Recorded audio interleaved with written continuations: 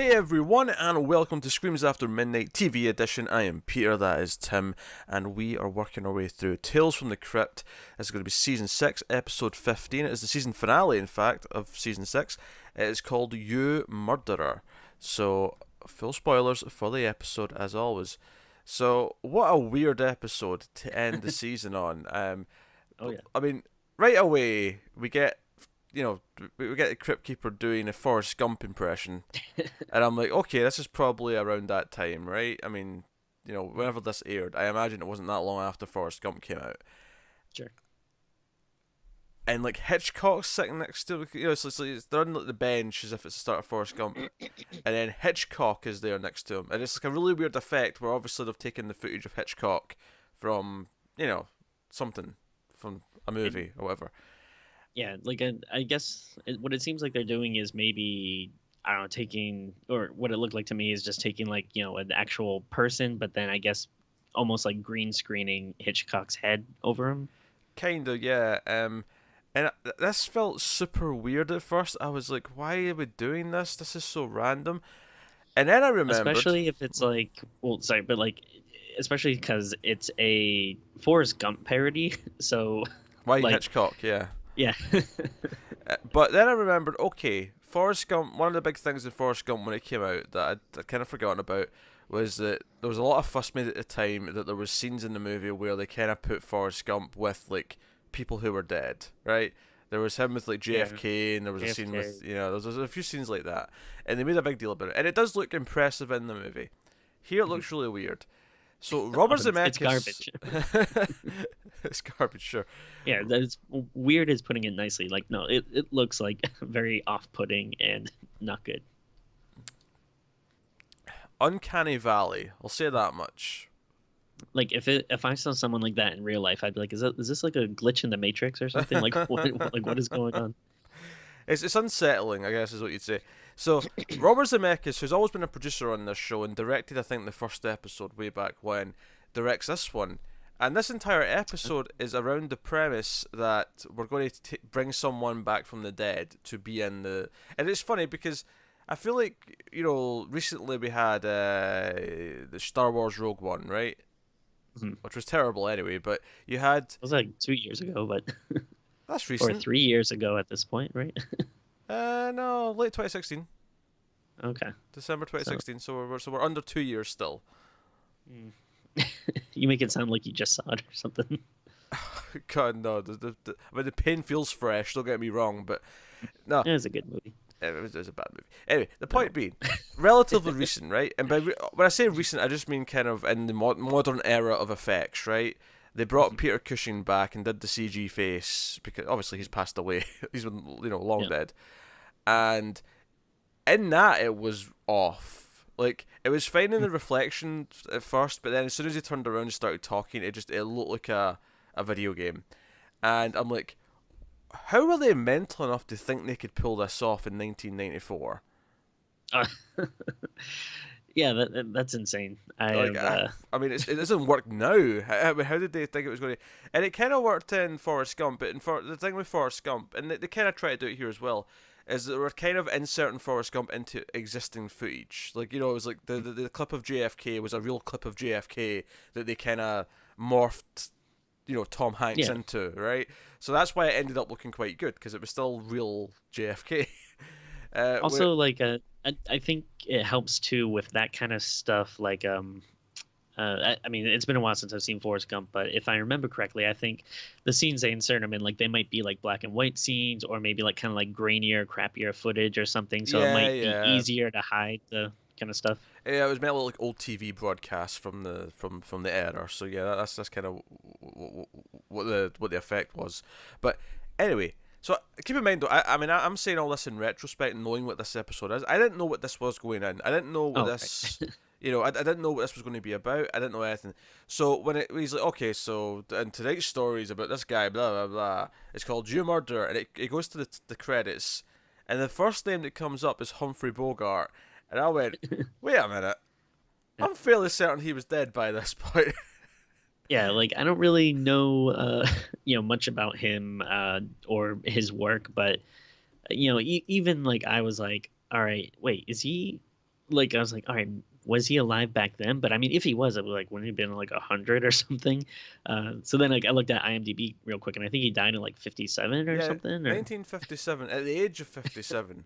Um, oh well, so yeah, he died pretty young actually, which is a shame. But he was born in 1899, and so they've got a different actor doing the voice. Robert Saki's doing the voice, and this story's told POV, from the POV of what's supposed to be Humphrey Bogart, or not really Humphrey Bogart. It's meant to be a guy who's had plastic surgery to now look like Humphrey Bogart, which is kind of almost like a get out clause for the voice stupid. not being perfect. It's like, okay, the voice Yeah, is pretty close, but it's not really him, so it's okay. such a dumb detail. If you're gonna do it, just go full in and be like, oh no, we got Humphrey Bogart. Like don't like this is such a stupid wrinkle that they added.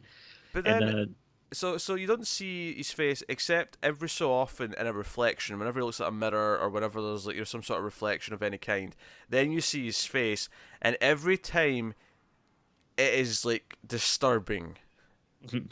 yeah, it looks awful. Because they're taking like footage from old movies, but they're taking like footage, and sometimes I swear it was just like a paused image. It wasn't like even moving. It was just Oh like no, definitely, yeah. completely. And at one point he's supposed to be a corpse, so I guess that's kind of okay. But it still Yeah. looked weird even then.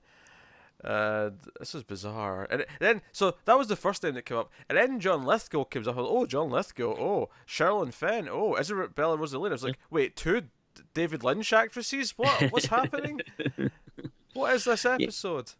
yeah. And again, I said it before, and I'll say it again. Like, man, it really sucks when they waste like really good actors on like either a bad or subpar episode.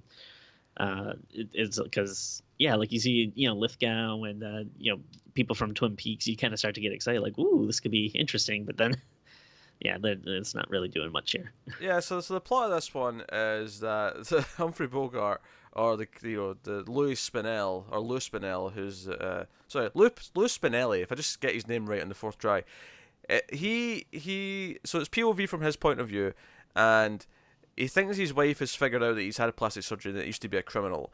And his plastic surgeon, played by John Lithgow, is like, yeah, I don't know how she couldn't know, but he goes home that night after like this meeting at work, and he's there waiting for him, and then she's there. It turns out they're having an affair, and they're going to like make it look like he kills himself so they can run off together. And then he actually does die. They hit him over the head with a statue, and he does die, but he still narrates. It's like he's still alive in his body. Which, by the way, Stupid. we've actually done this before. Oh, Kind of. sure. Do you remember the episode that was the two med students, and like one was like clinically dead, but he was lying Oh, there right, experiencing yeah. everything? We'd kind of done this before, but he sort of narrates and he's still like reacting to things as it's happening, as they're trying to dispose of his body. Mhm. And then Sherilyn Fenn, who he works with, turns out he was having an affair with her, and she shows up and tries to help. And then it all sort of like boils down to his corpse falls forward onto the gear shift in the car and ends up crushing the killers, and that's kind of your sort of comeuppance ending to this episode. You kind of already played your hand, but I'll just ask it for the sake of asking. Yeah. Did you enjoy You Murderer?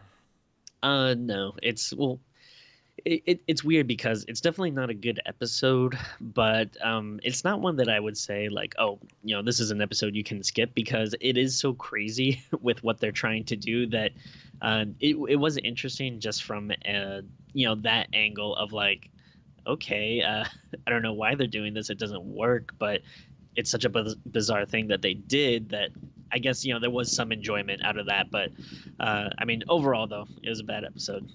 Yeah, I mean, I don't even necessarily think the plot is that bad per se. It's just Sure. everything about it is so distracting, and Well, not well, only there's just the effect, but the fact that they're constantly making references to Humphrey Bogart films, and they're constantly quoting lines. Even because oh Isabella jeez. Rossellini, her mother was in Casablanca, and she actually Oh, okay. says some of her mother's lines for Casablanca, and that's kind of weird. And It I don't know. it does feel like a weird, like, the only reason why we're doing this is to kind of be like a love letter to Bogart and It does, stuff, yeah. but why do it in Tales of the Crypt? Like Tales from the Crypt, like of all places, like it seems like the weirdest thing to kind of send like this love Because letter to. Zemeckis has pull on this show. I actually think it's funny about this. This is like before Zemeckis went down his Polar Express kind of path, where True, yeah. he became obsessed with doing like CG, like motion Like, capture and animation and stuff like that. I mean, I don't know if this was around the same time, but like, I don't know if you remember, but I think there was like a point. I assume maybe in the '90s, if not like early 2000s or something, where I think I did hear people talking about how like people were trying to get like rights to dead actors, and they were thinking about putting like dead actors in movies and stuff. And I think like George Lucas might have even like testified about it in like Of court or something. course. Surprisingly, like, well, like testified against not doing it though. Surprisingly, Well, which like I know he did that with colorizing black and white movies, and it's like, oh, you can't go maybe back and that's what I'm change it. thinking of. You can't go back and change it. That's a bastardization of the original vision. And I'm like, George, listen to yourself. Admittedly, he did that before he did the special editions and the special re-special editions of Star Wars. But the point And being is that it's very hypocritical in hindsight.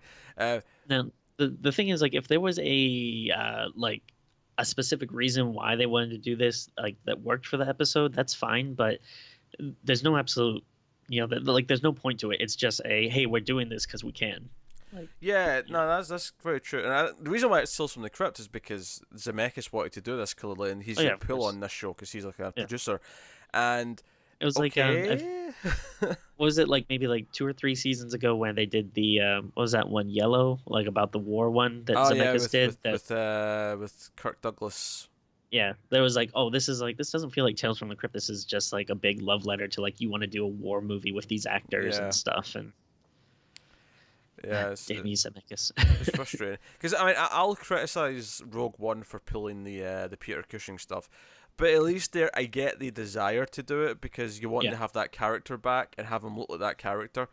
I mean, I still think just recast, like, it's because people Oh, accept it. absolutely. Yeah. Actors have passed away. People will accept this. It's fine. Just do it. Yeah. But I at least get a desire to want to do it there. Whereas this is purely just based around can we bring Bogart back for one last little thing? Yeah. Mhm. Now, how do you feel about? I think this is probably like a little better, but like in the Marvel movies and stuff, when they'll have like a Michael Douglas or something, they kind of like de-age him De-aging. for Yeah. flashback stuff. Like, When it works, good. I mean, in the Marvel movies specifically, it's actually. I mean, him and Downey Jr. from I think it was Civil War did the teenage oh right, yeah, flashback. Uh, those worked out quite well and were quite impressive. I remember it being cringeworthy as hell at the end of X-Men Origins Wolverine. If you recall, young Patrick Stewart, it was. It, it's been a while since I've seen it. it, You know what? Actually, that movie I've only ever actually seen like the bootleg version. 'Cause oh, I oh took a dear.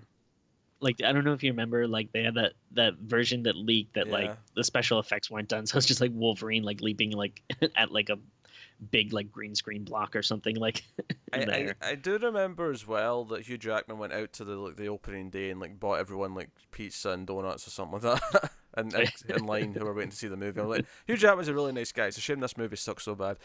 Yeah, I do actually have it on Blu-ray though because it's at one of those like you know $5 bin things that I was like, oh, this will be fun to laugh at someday. But I don't think I ever actually went back and watched it. Yeah, sadly I own it as well out of completion's sake.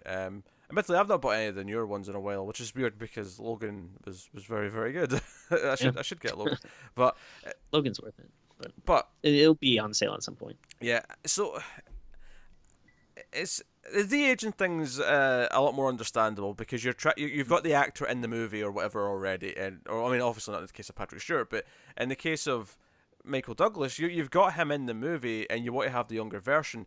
And I get why it's distracting to have a different actor playing the same character, especially when it's an actor like that where they're older now and we know what they look like at that age because we watched movies with them at that age. Yeah. And that was the most impressive thing about Ant-Man with that tech was like, hey, that actually looks like Michael Douglas in the 80s because I know what he looks like in the 80s.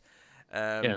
It's because one of those funny things, any actors who were kid actors and we know them as kids, and then they're in a movie as an adult and they have like a flashback to when they were a kid, but they have like some just random kid playing them. I'm like, that's not what they look like. I know what they look like as a kid. Obviously, you can't really do de-aging when they're a completely different size, but in that case, it's fine because you've got them there if the tech's working, and I think the big thing there as well is you have the actors like involvement and their consent. They're still Oh yeah, of they're still course, yeah, playing the part as well. On top of that, I'm sure with motion capture or not motion, you know what I mean, the face dots and everything. That's yeah, motion capture, I guess, but yep, whatever the specific tech is they use to do that de aging, but yeah, yeah. That's the other thing, which like I'm assuming that they probably have some like family estate or something that they had to get permission from, but oh like sure, no doubt. still, it's not the same as like would this guy want this? I don't know. Yeah, like yeah, I mean, and it's yeah, I mean, if there's other tricks as well, like I don't really begrudge like Fast and the Furious, what was it, 7, where to Sure. finish the movie they had to do a little tinkering here or there to Yeah. finish Paul Walker's scenes. They had his brother to like play a few scenes and then to put his face on his brother because it was close, and Yeah. like again, I get why that had to happen. I get why the decision was made there. This just feels like, oh, can we pull this off? No, you Yeah. can't. I've seen the episode. You can't Yeah. pull it off. And then yeah, going back to something you said a little bit earlier about how we had the other episode where, the person was like alive inside their own body. Uh at least with that one, like there was real horror in there because like the focus was, oh, like what is it like to be trapped inside your body while all this stuff is happening to you and you can't say anything. Like with this, with him like still being alive, or I don't know if he's supposed to be dead but just like narrating what's going on inside his body, like there's no point to it. Like it really doesn't have anything to do other than like, well, we need to keep this POV and this narration going. Yeah, I mean it's basically like a weird roundabout way to have the noir narration. I'm the noir detective talking about Yeah. everything that's happening. There's just like a reason to do that. So I don't know. It's a really weird episode. It's frustrating. I could get that some Bogart fans might get a kick out of all the references because there's tons of references to all of his movies, which is fine, but it doesn't make for a good story. I'm sure. I'm sure they love the beginning with the board meeting where they're doing like all the sheep puns and stuff. Like, Yeah, it's here's looking at you, kid, but with various puns depending on the animal that they're using. which I don't even remember. Like, what were they just trying to sell like meat or something? Or I don't. I actually don't know if they ever said what the product was. It was just kind of like here's the advertising campaign for and something, and it's like, and do they know? Do they think he's like Humphrey Bogart or something? I don't know. like I wonder if his whole thing is that hey I look like Humphrey Bogart, let's use that. Yeah, or like maybe it might have been interesting. Like, I don't know, why not do like Elvis or something? Because people are always saying like, oh, like Elvis is still alive or something, and then like, oh, how about a story about a guy that gets plastic surgery, look like Elvis, and then I don't know, tries to come out of retirement or out of hiding or something like that could have been interesting. But yeah, Humphrey Bogart is just Or or weird. how about a story where Elvis swapped his life with an impersonator and ended up in an old folks Oh, home and had to fight off a mummy with a black man who claimed to be JFK. That sounds like a fantastic story. ooh, that I'm into. I think you Yes. might be onto something there. Yes. If you haven't seen Bubba Hotep, go see Bubba Hotep. It's fantastic. Me and Matt reviewed it like last month, I might say. Yeah. I Go have a look. uh I haven't read it yet, but they released I believe a prequel comic book that I was interested in. Oh yeah, But I saw they put that out. Yeah, there's Bubba Hotep comics now. yeah, Well, we're never getting yeah. Bubba Nosferatu, so we have to accept the No, comic. unfortunately not. I know. Um, now, the other thing with this episode is like the ending is so ridiculous. Like, all right, so the corpse falls, leans on the like emergency brake, which it's not a very good emergency brake if someone just kind of like falling over and like he would have to fall on it so perfectly to get that to like snap into place. Not to But mention the car's just rolling towards them slow enough that they could easily yeah, just move to the side. yeah, it makes no sense that they're crushed by this car. Like, first of all, like it takes them forever to look up and be like, hey, the car's moving. But once it's moving, just walk out of the way. Like, what is going on that they like cannot escape this car? It makes no sense.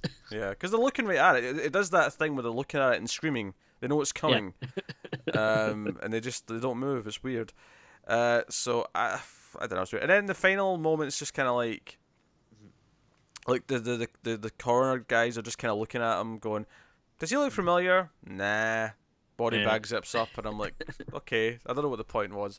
Uh, Yeah, it feels weird because it is like it feels like they really want to do a love letter to Humphrey Bogart, but then at the same time, it's like a lot of it is kind of like taking jabs, and I'm like, the beginning feels like real like stupid with all the here's looking at you puns, and then at the end, like people don't even like recognize him, and people are just like dragging his corpse around and stuff. Is very weird.